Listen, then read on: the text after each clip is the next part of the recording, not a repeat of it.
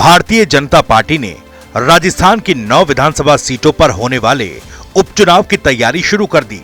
Party के प्रदेश प्रभारी राधा मोहन अग्रवाल ने सभी 6 विधानसभा क्षेत्रों का दौरा शुरू कर दिया है। इसी कड़ी में वो गुरुवार को दौसा पहुंचे, जहां उनके साथ राजस्थान बीजेपी के नए प्रदेश अध्यक्ष मदन राठौर के साथ साथ सह प्रभारी विजया राहटकर और डिप्टी सीएम प्रेमचंद बैरवा भी मौजूद थे। दौसा शहर के सोमनाथ चौराहे के पास आशीर्वाद होटल में बीजेपी की अहम बैठक हुई, जिसमें विधानसभा उपचुनाव को लेकर चर्चा की गई। दौसा में उपचुनाव को लेकर हुई बीजेपी की बैठक में खास बात ये रही कि इस बैठक में आपदा प्रबंधन मंत्री डॉक्टर किरोड़ीलाल मीणा भी शामिल हुए। आपको बता दें कि लोकसभा चुनाव में दौसा समेत कई सीटों पर मिली हार के बाद किरोड़ीलाल मीणा ने मंत्री पद से इस्तीफा दे दिया था। किरोड़ीलाल मीणा की अगुवाई में दौसा पहुंचे बीजेपी के पदाधिकारियों का जोरदार स्वागत किया गया।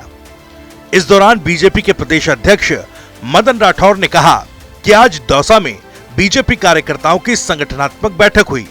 हम कार्यकर्ताओं से मिलेंगे, बातचीत करेंगे, चुनाव जीतने की रणनीति बनाएंगे। दौसा में लोकसभा और विधानसभा चुनाव में मिली हार पर मदन राठौर ने कहा कि अब चुनाव जीतेंगे। उपचुनाव की प्लानिंग के बारे में बताते हुए कहा कि राजस्थान सरकार का बजट, केंद्र सरकार का बजट हमारा कार्यकर्ता घर घर तक लेकर जाएगा। साथ ही कांग्रेस पर निशाना साधते हुए मदन राठौर ने कहा कि कांग्रेस नेताओं ने जो गलतफहमियां पैदा की थी, अब हम उन्हें मिटाएंगे। साथ ही कहा कि हम किसी भी चुनाव को हल्के में नहीं लेते, हम कार्यकर्ताओं से सलाह मशवरा करते हैं।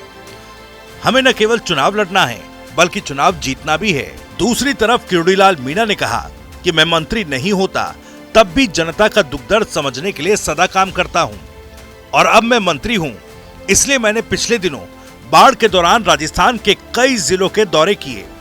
अगर ऐसे समय में मैं लोगों के हालचाल जानने और मदद के लिए नहीं जाता तो लोग कहते कैसा मंत्री है जो हम लोगों के संकट के बीच में हालचाल जानने भी नहीं आया।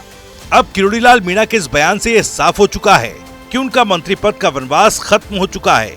इसलिए मंत्री मीणा ने साफ किया कि अभी तक उनका इस्तीफा मंजूर नहीं हुआ और वो आपदा प्रबंधन मंत्री होने के नाते लोगों का हालचाल जानने के लिए इस बाढ़ के संकट में लोगों के बीच गए थे।